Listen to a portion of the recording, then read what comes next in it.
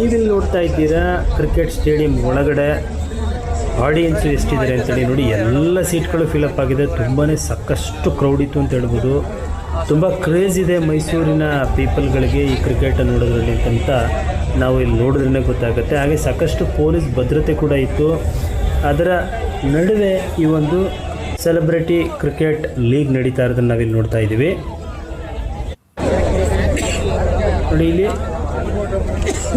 Karnataka celebrity versus Chennai ಸೆಲೆಬ್ರಿಟಿಗಳು ಮ್ಯಾಚನ್ನು ಆಡ್ತಾ ಇದ್ದಾರೆ ಸ್ನೇಹಿತರೆ. ನೀವು ಇಲ್ಲಿ ನೋಡ್ತಾ ಇದ್ದೀರಾ. ಆ್ಯಕ್ಚುಲಿ